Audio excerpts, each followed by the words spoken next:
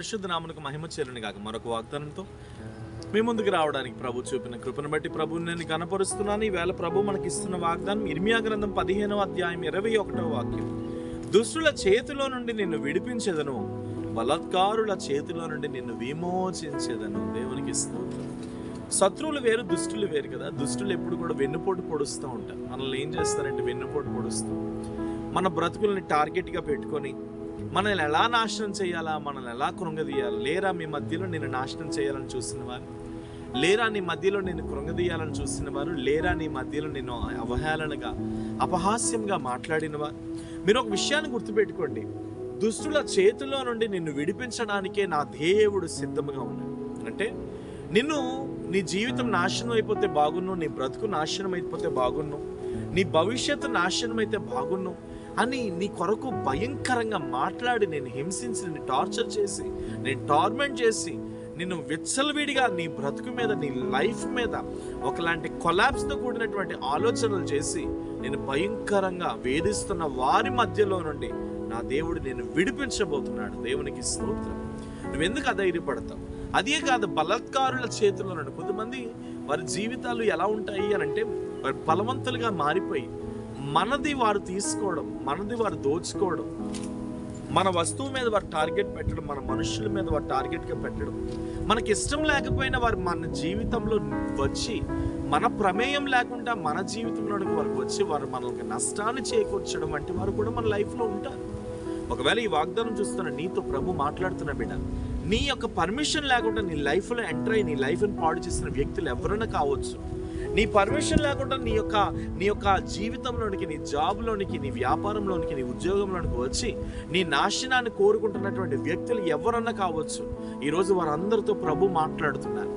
వారందరి విషయంలో ప్రభు నీతో చెప్తున్నాడు, బలాత్కారుల చేతిలో నుండి నా దేవుడు నేను విడిపించబోతున్నాడు, దుష్టుల చేతిలో నుండి నా దేవుడు నేను విడిపించబోతున్నాడు. కాబట్టి నువ్వు ధైర్యం తెచ్చుకో, నిబ్రహ్మ కలిగి ఉండు, దేవుని కోసం బ్రతుకు, కుడి ఎడమలకు చూడొద్దు. ఎందుకు నువ్వు అధైర్యపడతావు? ఎందుకు నువ్వు దిగులు పడతావు? నా లైఫ్ కొలాప్స్ అయిపోయిందయ్యా, నా జీవితం నాశనం అయిపోయిందయ్యా, నా బ్రతుకు నాశనం అయిపోయిందయ్యా, ఇక నేను పైకి రాలేకపోతున్నాను ప్రభువా, నా జీవితం ఏం చేయాలో నాకే అర్థం కావడం లేదు, నేను ఎటు పోవాలో నేను ఒక వేదనకరమైన ప్రయాణం గుండా వెళ్తున్నాను. ఈ మధ్యకాలంలో చాలా మందికి ఆర్థికపరమైన ఇబ్బందులు ఎక్కువైపోయాయి. వాళ్ళందరూ నాతో అంటున్నటువంటి మాట ఏంటంటే, దుష్టుల చేతిలో నేను ఉండిపోయాను, భయంకరుల చేతిలో ఉండిపోయాను, ఎలా నేను విడుదల పొందేదని చాలా భయంకరంగా ఆలోచిస్తున్నాను. కానీ ఈవేళ నేను మీ అందరికీ అదే చెప్తున్నాను, ధైర్యం తెచ్చుకోండి, నిబ్బరం కలిగి ఉండండి. మనుషులు చేయి విడిచిన దేవుడు మాత్రం నీ చేతిని విడిచిపెట్టాడు. మనుషులు త్రోసివేసిన దేవుడు మాత్రం నీ చేతిని త్రోసివేయడు. నిబ్బరం కలిగి ఉండు. నేను నడిపించుటకు దేవుడు ఎప్పుడు నీ పక్షంగా ఉన్నాడు. ధైర్యం తెచ్చుకో. దుష్టుల చేతిలో నుండి, బలాత్కారుల చేతిలో నుండి నా ప్రభు నేను విడిపించబోతున్నాడు. ఇదే ప్రభు అయిన యెహోవా వాక్ అని ప్రభు చెప్తున్నాడు. కాబట్టి నువ్వు వెనుదిరిగి చూడొద్దు. ఎన్ని శ్రమలు వచ్చినా, ఎన్ని కష్టాలు వచ్చినా ప్రభు కోసం నిలబడు. నీకు ఒక విడుదల రాబోతుంది. నేను విమోచించడానికి నా ప్రభు కలువరి శిలువలో తన ప్రాణమును పెట్టి ఉన్నాడు. ఆ పెట్టిన ప్రాణమే ఈరోజు మనకు విడుదల, ఆ పెట్టబడిన ప్రాణమే ఈరోజు మనకు విమోచన. ధైర్యం తెచ్చుకో. ప్రేమ, పరిశుద్ధము, నమ్మకమైన తండ్రి, ఎంతమంది అయితే ప్రభా దుష్టుల విషయమై, వారి బాణముల విషయమై వేదన పడుతూ, దుఃఖపడిపోతూ, మా బ్రతుకులేంది, మా జీవితాలేంది అని వేదన పడుతున్న వారి విషయంలో ఈవేళ ప్రకటిస్తున్న మాట ఇది ప్రభా. అయ్యా, మీరు దయచేసి కనికరించండి. దుష్టుల చేతుల నుండి నీ ప్రజలను విడిపించండి. నాశనం అనే గోతు నుండి నీ ప్రజలు విడుదల పొందుకొందురు గాక. నజరేయుడని యేసు నామములో వారి బ్రతుకుల్లో ఉన్నతమైన కృప దిగి రావాలి.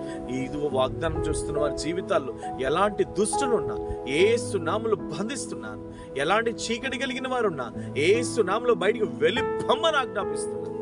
తగిన శక్తితోని వారి జీవితాలను అనుగ్రహించమని ప్రార్థిస్తున్నాను. మీరే తాకమని, బలపరచమని, కృపనివ్వమని యేసు నామములో అడుగుచున్నాను తండ్రి. God bless you. దేవుడు నమ్మదగిన వాడు. ధైర్యం తెచ్చుకోండి. అనేకులకు ఆశీర్వాదకరంగా మారండి. మీరు వాగ్దానం ఉంటే అనేకులకు మీరు షేర్ చేయండి. దేవుడు దీవించి ఆశీర్వదించండి. ప్రైజ్.